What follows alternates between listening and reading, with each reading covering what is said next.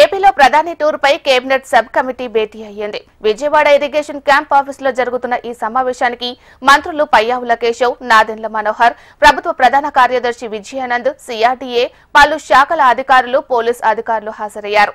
ఈ భేటీలో మోదీ పర్యటన ఏర్పాట్లపై చర్చించారు. మే 2న ఏపీలో ప్రధాని మోదీ పర్యటించనున్నారు. ఈ నేపథ్యంలో అమరావతిలో భారీ బహిరంగ సభకు కూటమి సర్కార్ సన్నాహాలు చేస్తోంది. ఏపీ సెక్రటేరియట్ వెనుక ప్రాంతంలో సభ ఏర్పాట్లు పనుల్లో వేగాన్ని పెంచింది. ఇదే అంశానికి సంబంధించి మరింత సమాచారాన్ని మా ప్రతినిధి హరికిషన్ లైవ్ లో అందిస్తారు. హరికిషన్.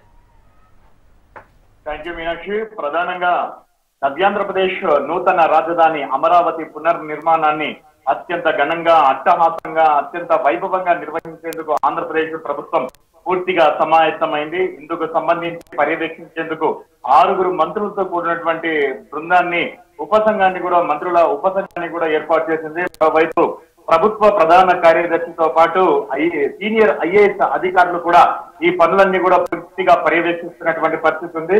ఇదే నేపథ్యంలో ఈ రోజు విజయవాడ ఇరిగేషన్ క్యాంపు కార్యాలయంలో ఆర్థిక శాఖ మంత్రి పయ్యావుల కేశవ్ తో పాటు ఇటు సివిల్ సప్లై శాఖ మంత్రి నాదెండ్ల మనోహర్, అలాగే ప్రభుత్వ ప్రధాన చీఫ్ సెక్రటరీ విజయానంద్ నేతృత్వంలో ఈ రోజు మంత్రి మండలి ఉపసంఘం పూర్తిగా హాజరైంది. మరోపక్క సీనియర్ ఐఏఎస్ అధికారులందరూ కూడా ఈ కార్యక్రమానికి హాజరయ్యారు.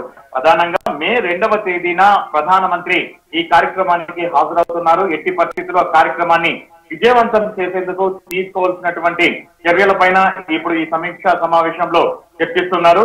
ప్రధానంగా దీనికి సంబంధించి ఏదైతే ప్రధాని మోడీ పర్యటనకు సంబంధించి పూర్తిగా నోడల్ అధికారిగా సీనియర్ ఐఏఎస్ అధికారి, వైద్య ఆరోగ్య శాఖ కమిషనర్ వీరపాండ్యన్ వ్యవహరిస్తున్నటువంటి పరిస్థితి ఉంది. మరోవైపు జనరల్ అడ్మినిస్ట్రేషన్ డిపార్ట్మెంట్ కి సంబంధించి ముఖేష్ కుమార్ మీనా ఎవరైతే విఐపీలకు సంబంధించినటువంటి పూర్తి వివరాలతో పాటు వారి భద్రతకు సంబంధించినటువంటి దానిపైన పోలీస్ శాఖతో నిరంతరం కూడా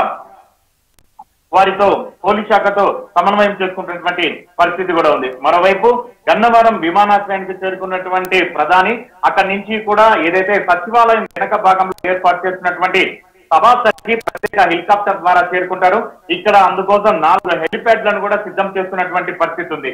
మరోవైపు ఇక్కడ 3 గ్యాలరీలను కూడా ఏర్పాటు చేస్తున్నారు.